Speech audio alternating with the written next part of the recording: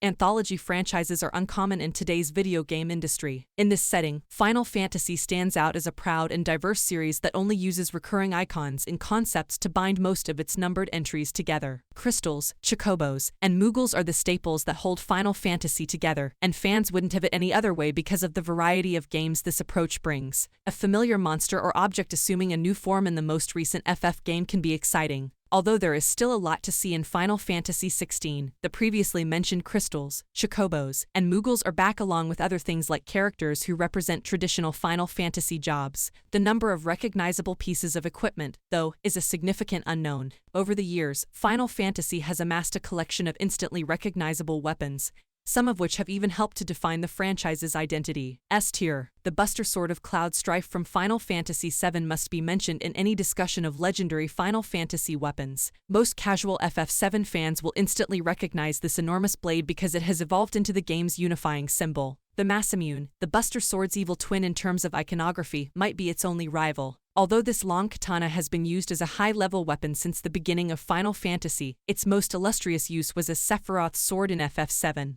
The title of the ultimate in-game super weapon belonged to a few other blades before the Ultima Weapon. Even Masamune, which was outclassed by Excalibur in terms of power. This evil smiting blade can be found in the majority of Final Fantasy games and was taken directly from Arthurian myth. It's typically one of the best melee weapons a class can purchase, and there are even alternate models like Excalibur and the covert Excalibur II. It's difficult to avoid referring to this sword as one of Final Fantasy's most iconic weapons, especially given how frequently Gilgamesh appears to hype it up. A tier. The Gunblade, a weapon archetype that first appeared in Final Fantasy VIII, ranks right behind the Buster Sword in terms of popularity. Gunblades are rather unusual in that they didn't behave like regular guns until FF13, combining the guns and large swords. The original revolver that belonged to Squall Leonhart in Final Fantasy VIII is a vibrating weapon that primarily uses gun parts for aesthetic purposes. Fans will always remember Squall with revolver or Lionheart slung across his back, though. The Ultima Weapon is the hidden item that is most closely associated with the Final Fantasy name. In almost every Final Fantasy game after the 6th, as well as many other SQ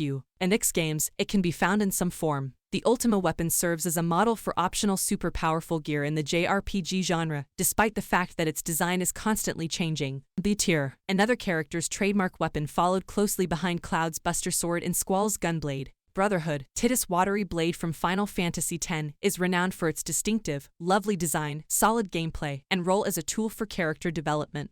It's easy to understand why the Brotherhood is so well liked because its design is significantly more powerful than earlier elemental swords like the Flametongue and the Icebrand. Fans are likely to remember a sword that is too cool for even the main characters to use, and the Zantetsuken certainly did that. When it's time to use his signature instant kill attack, the Summon Odin whips out this dark blade. Players rarely get their hands on it, but when they do, it makes moments like Clive's possible Odin stance in FF16 all the more memorable. C tier.